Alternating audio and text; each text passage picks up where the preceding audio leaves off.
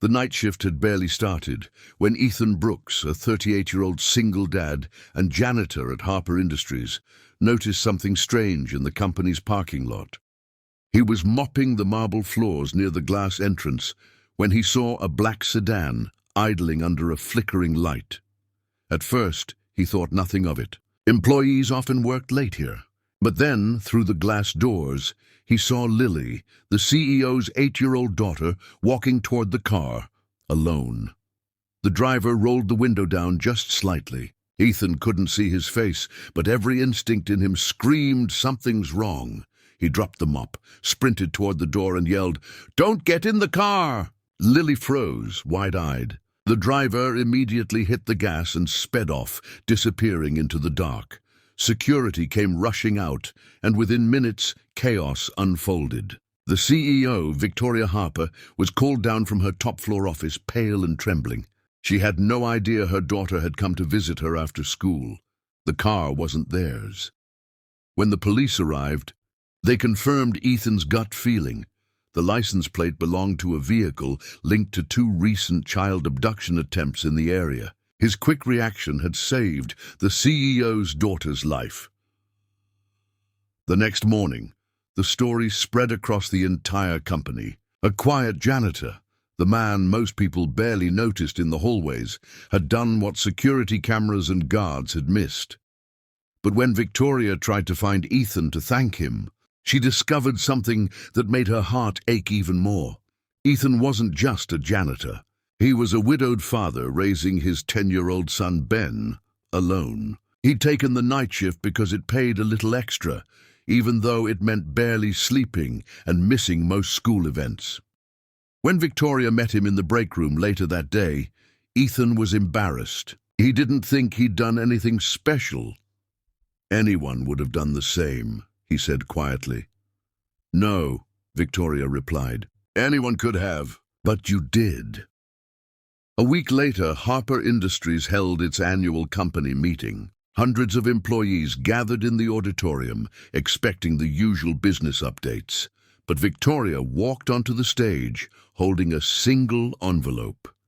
She began, "Sometimes heroes wear suits, but sometimes they wear janitor uniforms." The crowd turned to see Ethan standing awkwardly near the back. Everyone rose to their feet, clapping. Some even cried. Victoria called him forward and announced that the company had created a new safety and community initiative named after him. She also revealed something that made Ethan speechless. "As of today, Ethan Brooks will no longer be our janitor. He will lead this new program, with full salary, benefits and flexible hours, so he can spend more time with his son." Tears welled up in Ethan's eyes. For years, he had worked quietly in the shadows, cleaning up after people who didn't even know his name. But now, his active instinct, one that came from a father's heart, had changed not only one little girl's life, but his own. As the applause echoed through the hall, Lily ran up to the stage and hugged him tightly. "Thank you for saving me, Mr. Ethan." The room fell silent for a moment, the kind of silence that happens when everyone realizes what truly matters. It wasn't about money, status, or position. It was about heart, courage, and the choice to care when no one else is watching. That night, as Ethan walked home holding Ben's hand, he looked up at the sky and whispered, "Your mom would be proud." "Buddy," Ben smiled, "she already is." "Dad." And for the first time in a long while, Ethan didn't feel tired. He felt seen. He felt hopeful. And he knew that kindness, no matter how small, had the power to echo far beyond the walls where it began. The days that followed felt unreal to Ethan. Every employee he passed smiled or stopped to thank him. People who once walked by without noticing now greeted him with warmth and respect. For years, he had mopped these same hallways, invisible to everyone. Now they felt different, lighter somehow, filled with something like gratitude. Victoria wasn't done either. She visited him again, this time outside work. She came to the small apartment complex where he lived with Ben. An aging building on the edge of town with flickering hallway lights and walls that carried the smell of old paint. When she knocked, Ethan looked surprised, holding a dish towel in one hand. "Ms. Harper, is everything okay?" She smiled. "Please, call me Victoria." "And yes, everything's more than okay." Ben peeked from behind his father's leg, shyly clutching a toy airplane. Victoria bent down, smiling gently. "You must be Ben. Your dad's quite the hero around here." Ben grinned proudly. "He says he's just a janitor." Victoria looked up at Ethan. "Not anymore." "He isn't." They talked for a while, about work, about life, about what it meant to truly care for people beyond titles and roles. Before she left, Victoria handed Ethan a small envelope. Inside was a scholarship offer for Ben's education, fully funded through the company's new Family Assistance Program. Ethan stared at it, speechless. "I can't accept this." Victoria placed a hand on his shoulder. "You didn't ask for recognition, Ethan.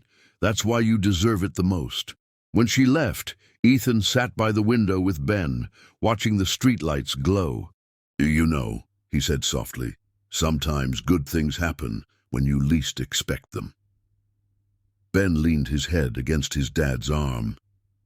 "Because you did something good first," Ethan smiled. "Yeah, maybe that's how it works."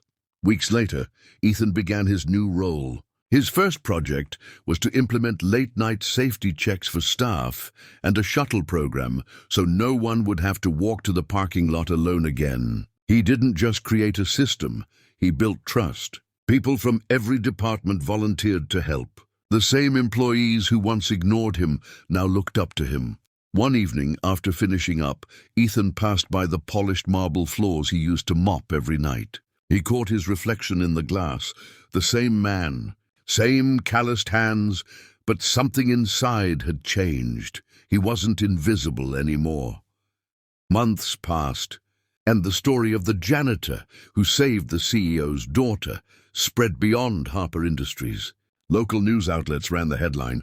Soon after, national ones picked it up. Messages poured in. Strangers thanking him, parents saying his courage inspired them to be more alert, more kind, more human. Ethan didn't chase fame. He just wanted to get home on time, to read Ben a bedtime story. But sometimes heroes are born in the quietest moments, and the world notices anyway.